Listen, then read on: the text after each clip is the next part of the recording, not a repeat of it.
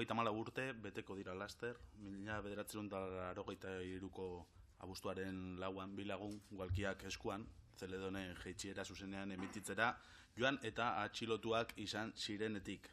Ura izan behar zuen irratiaren lehen emisioaren data ofiziala, baina gertaera hark bere izaeraren parte ez zen eta gaur egun ez den ofizialismoetatik aldendu zuen alabedi hasieratik. Ezin zitekeen beste modu batera izan. 80. hamarkadatako Gasteizko herri mugimendu alternatiboaren testuinguruan sortu zen ahotzik gabekoen eta adierazpen askatasunaren aldeko irrati libre eta komunitarioa. Gure hiri eta herrialdearen historia biziaren eta gure bizitzaren parte izan zena eta dena.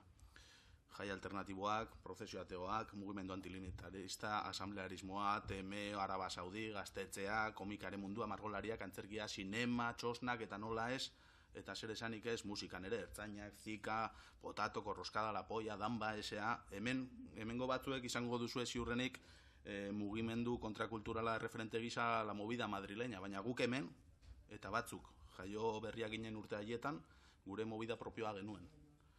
Alde zaharra zen artista, militante eta kritikoen topalekua eta eztabaida luzetako gunea, alderdi kultural, estetiko eta musikaletak orduak ematen zituzten iritziak trukatzen. Oso ondo irudikatzen du potato taldeak bere abestian, en la pinto, en la cuchi, en la zapa, la gente dura, rula, rula, rula. Testuinguru honetan eta mugimendu alternatiboen ahotsa medio ofizialetan entzuten zenez alabedi irratia jaio zen eta Espainiako gobernu delegaritzaren jasarpenagatik gehienetan hemendik ara ibili behar izan zuen bere historian jasan dituen 5 itxierengatik. Nueva Dentro, Fueros Kalea, Santo Domingo, Korreria, Zaramagako Auzo Elkartea, Kutxi eta oraingo egoitza Bueno Monreal izan ditu bizileku eta sorleku irratiak. Baina oztopoak oztopo, jendartearen elkartasuna eta babesarekin eta nola ez, proiektuan inplikatuta egon diren eta dauden pertsonekin, aurrera egin du eta aurrera egingo duela ziur gaude oraingo honetan ere. Eta oraingo honetan Jaurlaritza bera izan da oztopoa eta esia jarri diona irratiari. Lizentzia eskuratzeko aukerarik gabe utziz, prozesuaren kudeaketa oso txar baten ondorioz. Eta hasieran esan duzue alabideko kideok, que lo cortés no quita lo valiente y que veníais a hablar con crudeza, edo horrelako zerbait, baina gure iritziz errespetu osoz eta argi jaso dituzue lehiaka eta martzan jarri zen momentutik ona gertatutakoa. Eta momentu bakoitzean izan dituztenen ardurak identifikatu dituzue errespetu osoz eta oso argi berriz diot. Beste kontu bat da, bakoitzak bere momentuan izan duen erantzunkizunaren mailara iritzi ez izana, konpontzeko gaitasunik erakutsi ez izana, eta horrek haserrea sortzea batzuengan. Beraz, ez noa gertakizunen sekuentzia errepikatzera, zuek oso ondo azaldu eta oso argi azaldu duzulako, baina oraingo egoeraren erantzuleak egon badaude, eta zentzu honetan gehitu edo hobe gehitu baino azpimarratu nahiko nuke, oraingo gobernuak aurreko legealdean bere zerbitzu juridikoen gomenduari jarraiki irrati ezberdinei helarazitakoa. Honakoa esan zien irratiei. Elegiterik jarri ez esatela horrek zaildu egingo lukelako lizentzien adjudikazioaren prozesua. Batzuk, eta zuen kasua da, zentzu honetan denbora, baliabide falta, energia falta, ezen duten jarri, esan duzuen bezala, baina beste batzuk Jaurlaritza gomendatutakoa jarraitu zuten. Ondorioz, lizentziarik gabe gelditu. Beraz, elegiterik jarri ez eta lizentziarik eskuratu ez zuten irratiei konponbidea ematea Jaurlaritzari dagokio inolako zalantzarik gabe. Bestela, gauzak dauden moduan usteko autua egiten badu Jaurlaritzak bere gestio txarra erakusteaz aparte erantzunkizun falta izugarria duela adieraziko luke. Horrelako jarrera hartuko balu. Eta azkenik, guk espero dugu berandu baino lehen lizentziak banatzeko beste lehiaketa bat martxan jartzea eta bertan euskarari eta irrati libre eta komunitarioei eman beharreko lekua ematea. Baina ondo legoke, hala behar duela esan uste dugu, hau guztia, eta zuek aipatu duzu eta Podemoseko kideak ere aipatu du, ikusentzunezko lege baten baitan arautua etorri behar dela. EH Bilduk uste du, gaur irrati gintzaz ari gara, baina baita telebistaz eta aritzen garenean hemen, ganbara honetan, Euskal Autonomia Erkidegoak bere baitan derrigorrezko ezinbesteko duela ezinbesteko duela ikusentzunezkoen lege bat. Hau guztia arautuko duena, besteak beste irrati libre eta komunitarioen esparrua. Beraz, zentzu horretan ere beharrezkoa izango da, FM-ko frekuentzia gestionatu alizateko eskumena herrialde honetan egotea eta Madrili behin eta berriro eskaerak egiten egon beharrean. Eta horrek nolabait eman behar diola irtenbidea daukagun irrati espazio anitzari eta errealitate ezberdin eta anitzei. Baina hori borrokatu eta heldu bitartean badu gobernu honek margenik eta zereginik. Guk aurreko legealdian aurkeztu eta onartu genuen edo onartu zen legezbesteko proposamenean jasotzen genuen eta esleipen eta sari ginen, erabakia bat ala beste izan, azkenean hau da, prozesua bera hasieratik hastea edo gauzak okertu ziren momentutik abiatzea, erabakia bat ala beste izan, ekin diezaiola irrati libre eta komunitarioen esparrua arautzeari. Hau, 2013ko ekainaren 27an onartu zen, atzo 4 urte. Atzo 4 urte. Eta Jaurlaritzare 2013ko irailean, handik eta hilabete batzutara, egindako galderari erantzunez, honakoa erantzun zuen. Araudi garapenen beharren aurretiko analisi bat egiten ari gara. Eta ondorioz, ikerketa tekniko juridikoa amaitu arte, ezin dugu gai honi buruzko zehaztasunik aurreratu.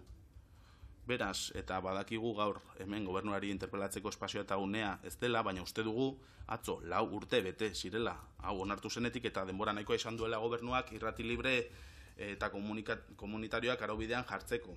Eta espero dugu, esan bezala, arautzeaz gain, lizentzia banatzeko beste lehiaketa bat martxan jartzea aurki. Guk horren alde lan egin dugu, orain arte egin dugun bezala, interes politiko partidistak hasiera batean eta gerora gestio txarraren ondorio sortutako egoera honi buelta emateko, besterik gabe eskerrik asko gaur gure artean egotetik. Amets bat dut, amets bakarra, amets egiten jarraitzea. Horrela hasi zuen Martin Luther Kingek, historiko bihurtuko zen diskurtsoa, eta honen harira Mikel Ibarguren idazleak behin idatzi zuen eta gaur hitzak lapurtu nahiko nizkioke ondorengoa. 5 hamarkada pasa dira diskurtso uratik eta ametsek amets izaten jarraitzen dute. Kimera hutsak askotan, zu artifizialak legez une batez argi dizdiratzuak eskaintzen dizkigute, baina supituan desegiten dira.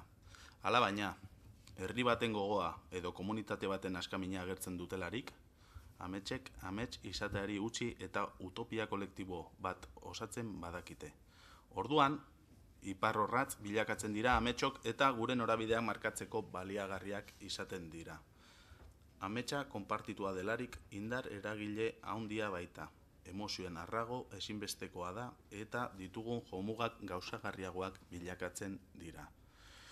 Ibarguneren hitz hauek gaurkoan ona ekarri nahi izan ditu, sinesten dudalako beste mundu bat posible dela, amesten dugunok gehiengo zabal bat garela gure planeta honetan, eta amets horiek proiektu gauzagarrietan bilakatzen direnean, sistema zurkaizten duten gobernante, elite eta botere ezberdinek horien kontra egiten dutela gupida gabe hasieratik. Gertu denboran eta espazioan dugu Errekalor auzoaren adibidea esaterako. Eta sistema eta regimenaren kontrako ahotsa medio ofizialetan entzuten esenez sortu zen edo jaio zen Alabedi, lehen aipatu dudan bezala, hain zuzen ere, beste gazteiz bat amesten zutenei ahotsa emanez. Lizentzia izatea garrantzitsua da oso, eta Jaurlaritzak nahiko balu ez luke arazorik izango Ziarsolo jaunak azaldu duen bezala. Aukerak egon badaude. Baina batzuk nahiago prozesu judizialetan parapetatu eta jurisprudenzian bilatzen dute aitzakia.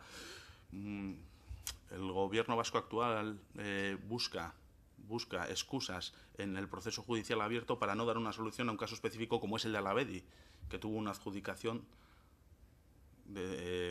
a todas luces correcta. A todas luces correcta.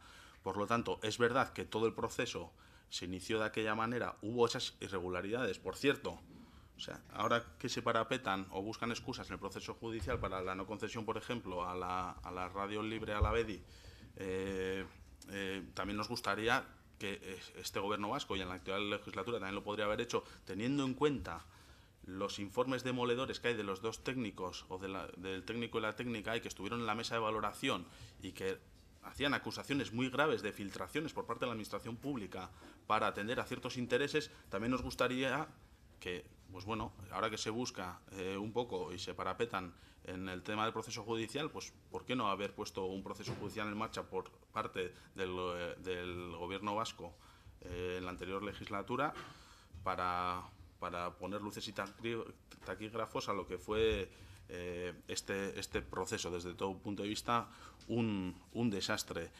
Un desastre desde el inicio y con muchas lagunas desde que se redactó, como han comentado las representantes de Alavedi, pero también un despropósito luego en la gestión posterior, tanto en la anterior legislatura, y esperemos, ha pasado ya un primer curso político de este nuevo Ejecutivo formado por el Partido Nacionalista Vasco y el Partido Socialista de Euskadi, y esperemos que realmente sean valientes y puedan dar una solución al tema de las licencias de radio. Hoy hemos atendido aquí a peticiones concretas por parte de el compareciente, y en ese sentido, pues bueno, esperamos poder debatirlas aquí en el Parlamento, pues para instar al Gobierno, y en todo caso, si el Gobierno tiene la capacidad o quisiera poner en marcha ahí todas estas cuestiones, nosotros estaríamos en todo momento de su lado y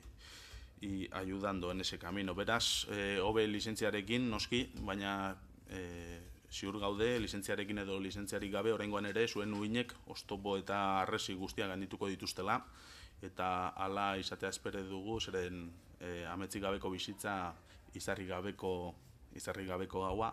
Beraz, eskerrik asko gaur hemen gure artean egoteagatik, eta animo.